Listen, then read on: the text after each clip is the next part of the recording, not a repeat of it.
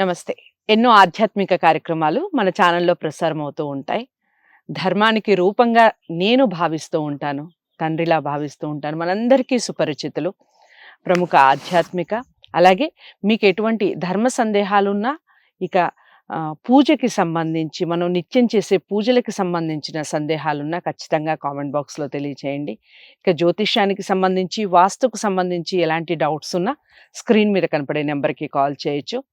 శివప్రసాద్ గురువు గారు కొన్ని ధర్మ సందేహాలతో ఈరోజు కార్యక్రమం మొదలవుతోంది. మీకు ఈ ధర్మ సందేహం మీకు కనుక ఉంటే ఇక నుంచి ఇలా పాటించే ప్రయత్నం చేయండి. నమస్కారం గురువుగారు. ఆశీర్వచనం తల్లి. గురువుగారు, అగ్ని కూడా భగవంతునితోనే సమానం కదా మామూలుగా. అయితే నోటితో ఆర్పకూడదు అని మాట్లాడుతూ ఉంటారు. అంటే ఈ మధ్య కాలంలో క్యాండిల్స్ ఈ కల్చర్ వచ్చేసిన తర్వాత అందరూ బర్త్డేలు చేసుకుంటూ ఉన్నారు, నోటితో ఆర్పుతూ ఉన్నారు. మీరు చెప్పండి, అసలు ఎందుకు ఆర్పకూడదు, దానివల్ల వచ్చే పరిణామం ఏ విధంగా ఉంటుంది? మీ ప్రశ్నలోనే సమాధానం తల్లి. ఇప్పుడు క్యాండిల్స్ బర్త్డే అనేటువంటిది ఇప్పుడు ఇది ఎన్నవ బర్త్డే, మళ్ళీ ఏమిటి ఏమిటి అనేటువంటివి ఉంటాయి. మనం ఎన్నో నిజానికి పుట్టినరోజు పండుగలు చేసుకోవాల్సినటువంటి ఇది ఉన్నది. అటువంటి సందర్భంలో ఒక క్యాండిల్ ను వెలిగించడము వలన ఒక దీపము ఉజ్వలం అవుతుంది తప్ప ఆరిపేస్తే చీకటే కదా. అవును.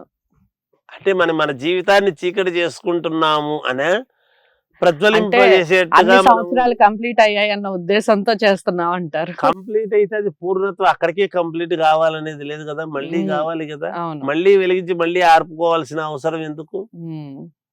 వెలిగించి ఉంచితే పక్కకు పెడితే అయిపోయింది, కానీ ఆర్పడం ఎందుకు? పైన తనే స్వయంగా ఊపడం, తన జీవితాన్ని తానే బ్లాక్ లిస్ట్ లో పెట్టుకోవటం, అదంతా శ్రేయస్కరమైనటువంటి పద్ధతి కాదు. అది ఎవరు నేర్పించారో ఏమో, కానీ ఇవన్నీ తిక్క తిక్క వ్యవహారాలన్నీ.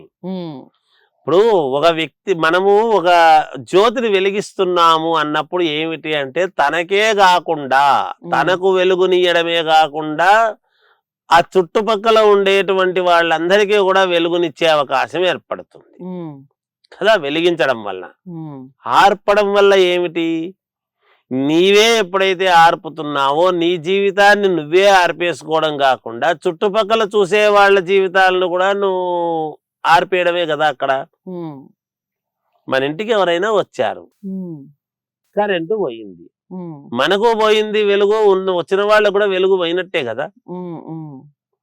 అసలు పుట్టినరోజుల పండగలకు రాండి అని పిలిచడం ఎందుకు? అవి ఉఫ్ ఉఫ్ అని ఊపడం ఎందుకు? ఆ ఊపడం వల్ల ఇంకోటి కూడా చెప్తాను నేను ఎందుకు అనేది, ఎంత తప్పో చెప్తున్నాను నేను. ఇవి ఊరికే మామూలుగా మనము తమాషాగా మాట్లాడుకోవడం అనేటువంటిది కాదు. అగ్నిని నోటితో ఊపరాదు, ఊదరాదు అనేటువంటిది ఏమిటి అంటే నోటిలో లాలాజలం ఉంటుంది. అందుకే పెద్దల దగ్గర, గురువుల దగ్గర మాట్లాడినప్పుడు కూడా ఇలా చెయ్యి అడ్డం పెట్టుకొని మాట్లాడేటువంటి పద్ధతి. ఎక్కడైనా మూల విరాట్ దేవతలకు అభిషేకము అది చేస్తూ ఉన్నప్పుడు మూతికి బట్ట అడ్డము కట్టుకొని అభిషేకం చేయడం అనేటువంటిది చూస్తారు మీరు. అతనికి మంత్రాలు రాక కాదు, పక్కన వాళ్ళు మంత్రాలు చెప్తుంటారు, అతను ఆ సపర్యలు చేస్తాడు, భగవంతుడికి ఆ సేవ చేసుకుంటాడు. తాను ఎక్కడ కొంచెం ఏదన్నా మాట్లాడి మంత్రం చెప్పినప్పుడు ఒక పలుకు అలా లాలాజలము పడింది అంటే ఎంత అపవిత్రత తెలుసునా. అగ్నిదేవుడు ఎవరు? ఇది కొవ్వొత్తి అగ్ని, మంగళహారతికి సంబంధించిన అగ్ని, అగరబత్తీలకు సంబంధించిందా, కర్పూర హారతికి సంబంధించిన అగ్నియా, లేకపోతే ఏదో ఇంట్లో వంట కోసం చేసుకునేటువంటి అగ్నియా అనేటువంటిది ఉండదు. అగ్ని అగ్నే, ఏదైనా వెలుగు వెలుగే. పంచభూతాలలో అగ్ని కూడా ఒకటి కదా. అగ్ని లేకుంటే ఎట్లా? ఉండాలి కదా. మనలో ఉండేటువంటి ఆత్మజ్యోతి అనేటువంటిది ఒకటి వెలుగుతూ ఉంటుంది కదా, అది నిరంతరము వెలుగుతుంది కాబట్టే కదా మనం మాట్లాడగలుగుతున్నాము.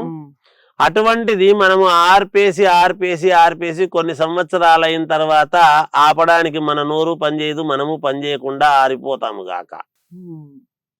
మరి ఇది లేకపోతే మనం జీవితం జరుగుతుందా గురువుగారు, అలాగే ఉంటామా జీవితం అంతా అని కూడా అనుకోవచ్చును. కానీ ఏది ఏమైనా మనం ఆర్పడం వల్ల వచ్చిన వాళ్ళందరూ కూడా చూస్తారు, పైన చప్పట్లు కొడుతూ ఉంటారు ఆర్పేసినందుకు. అంటే మనందరికి కూడా వెలుగు చూస్తున్నప్పుడు సత్యనారాయణ స్వామి వ్రతం చేస్తూ ఉంటే వ్రతం చూస్తే ఎంత పుణ్యమో, కథ వింటే ఎంత పుణ్యమో, ప్రసాదం తీసుకుంటే ఎంత పుణ్యమో అంటున్నప్పుడు వాడు ఆర్పేసిన దాంట్లో పాపం కూడా భాగమే కదా. తర్వాత నువ్వు కేకు పెట్టొచ్చు, ఏం పెట్టొచ్చు, తర్వాత సంగతి. అవి చెయ్యరాదు. పుట్టినరోజు చేసుకునేటువంటి వాళ్ళందరూ కూడా కేకు కట్ చేసుకోవచ్చు, ఒకరికి పెట్టవచ్చును, అవసరమైతే దీపాలు వెలిగించవచ్చు. కానీ వెలిగించినటువంటి క్యాండిల్స్ పక్కకు పెడితే తీసి పుణ్యప్రదంగా ఉంటుంది అని నేను చాలా ఇదిగా ప్రేమతో, అందరి యందు వాత్సల్యముతో, అందరూ బాగుండాలి అనేటువంటి దాంతో చెబుతున్నదే తప్ప ఎవరి యందు కోపము గాని ద్వేషము గాని ఎందుకుంటుంది? బ్రాహ్మణో బహుజన ప్రియ అన్నాడు. అందరినీ ప్రియముగా చూడవలసినటువంటి బాధ్యత బ్రాహ్మణుడికి ఉంది. ఎవరైనా కావచ్చు గాక, అవతలి వ్యక్తులు ఎవరైనా గాని బహుజనాన్ని అందరినీ అప్రియముగా చూడాలి, అప్రియముగా ఎవరిని చూడరాదు. అందుకని బహుజన ప్రియ అన్నాడు. దాన్ని భోజన ప్రియ అని కిందికి చేసి అయ్యగారులు ఏదో తింటూ ఉంటారు అనేటువంటి మాట. అయ్యగారులు మాత్రమే తింటారా? ఆకలితే అందరూ తింటారు. అదేం పెద్ద విషయం కాదు. ప్రతిదీ కూడా హేళనగా చేసుకుని జీవితాన్ని ఇంకొకరిని హేళన చేయటం అనేటువంటిది కాదు. ఎవరి జీవితాన్నైనా పరమ సంతోషముగా ఆనందంగా పండించుకోవడము మన చేతుల్లోనే ఉంటుంది. మన నడవడిక, మనము నడుచుకునే విధానము, మన ప్రవర్తన మన చేతుల్లోనే ఉంటుంది. దాన్ని బట్టి మన వ్యక్తిత్వం ఏమిటనేది తెలుస్తుంది. అందువలన అందరూ కూడా పుట్టినరోజు పండుగలు గనుక చేసుకుంటే ఈ దీపాలు ఆర్పేయడం అనేటువంటిది కాకుండా వెలిగించి పక్కకు పెడితే మంచిదేమో. అదంతటా ఆరిపోయిందంటే అది వేరు సంగతి, కానీ మనము నోటితో ఊపడం అనేటువంటిది కరెక్ట్ కాదు. ఆ ఊపినప్పుడు మన లాలాజలం ఆ కేకు మీద కూడా పడిండవచ్చు, మనకు తెలియదు కదా.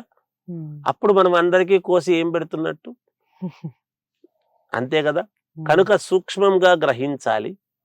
అందువలన ఇటువంటి పనులు చేయకుండా ఉంటే మంచిది అని తెలియజేస్తూ జయోస్తు.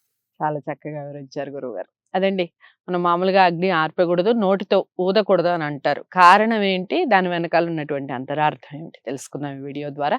అందరికీ షేర్ చేయండి, ఇలాంటి వీడియోస్ అందరికీ ఉపయోగం. ఇక నుంచి పాటించే ప్రయత్నం చేస్తారు కాబట్టి వీడియోని లైక్ చేసి షేర్ చేయండి, ఛానల్ని సబ్స్క్రైబ్ చేసుకోండి. మరో మంచి వీడియోతో మళ్ళీ కలుద్దాం. నమస్తే.